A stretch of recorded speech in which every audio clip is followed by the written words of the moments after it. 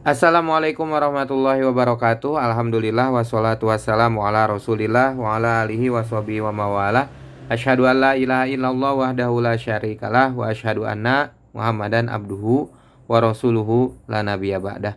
Amma ba'du, rabbi shrahli sadri wa yassirli amri wahlul 'uqdatam min lisani yafqahu qauli.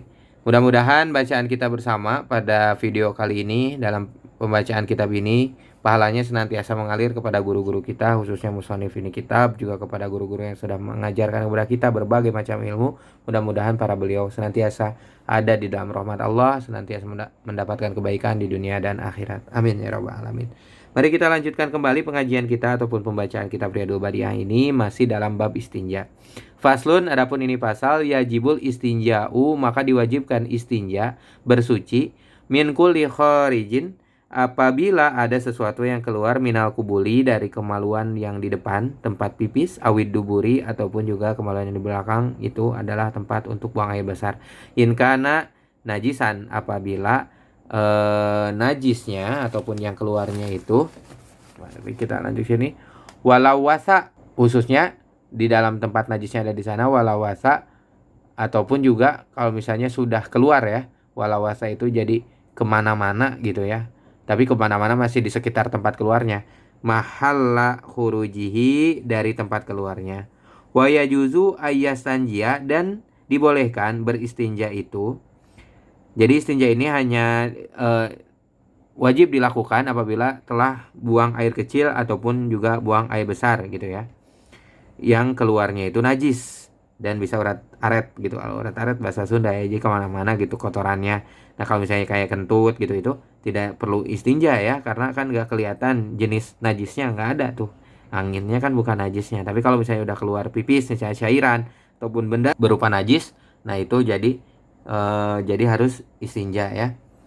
Mahalla hurujihi wa yajuzu ayyastanjia, dan dibolehkan untuk beristinja itu asyakhsu, seseorang, bil ahjari, dengan batu, fakot aja. Nah jadi boleh beristinja itu hanya dengan batu aja, walau bila uzrin, meskipun tidak uzur, dia tidak dalam kondisi sakit, tidak dalam kondisi nggak ada air, ada wa in kana ala torofil bahri, bahkan sini dijelaskan meskipun ada di ujung lautan gitu, kita tinggal di pantai, tapi kita pengen bebersihnya atau susucinya itu pakai pakai batu misalnya, nah itu boleh, nggak apa-apa. Wal iktisoru alal ma'i, akan tetapi bersuci dengan air itu afdolu minal iktisori alal hajari, lebih baik, lebih utama daripada bersuci dengan batu. Wal jam'u bainahuma, dan mengkolaborasikan gitu ya, mengumpulkan keduanya, itu afdolu, lebih utama lagi. Wa yajibu tanziful mahali min ainin najasah. Namun sebelum bersuci dengan batu tersebut ataupun dengan air, hal yang pertama yang harus kita lakukan itu adalah menghilangkan jenisnya ain najisnya tersebut. Hilang dulu ain najisnya, baru bersuci gitu ya.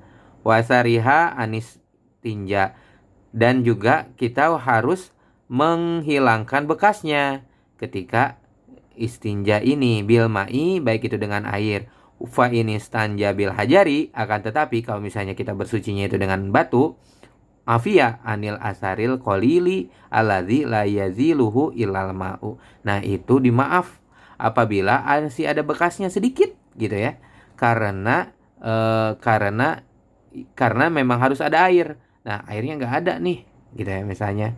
Nah itu dimaaf insya Allah kalau sedikit. Awil khozfi, atau misalnya harus menghilangkannya itu dengan kerikil asigoru, yang kecil gitu ya. Wa inik tasoro alal hajari, dan apabila bersuci dengan batu, wajibah salasu masahat, itu wajib menggunakan 3 kali usapan. Wa inna zofal mahalu akola, nah ini nih yang harus diperhatikan ya.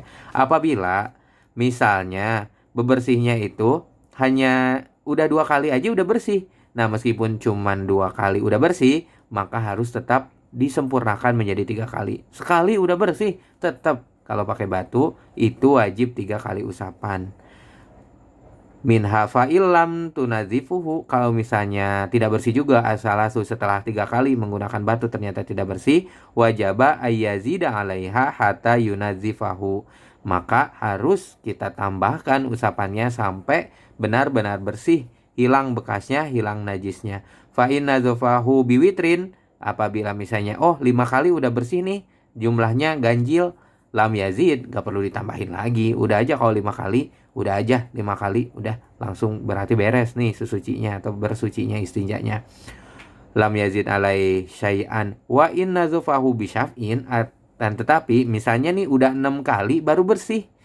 Nah, fasunatu lahu ayyazida wahidatan, maka sunnah ditambah sekali lagi supaya total jumlahnya menjadi ganjil gitu ya teman-teman.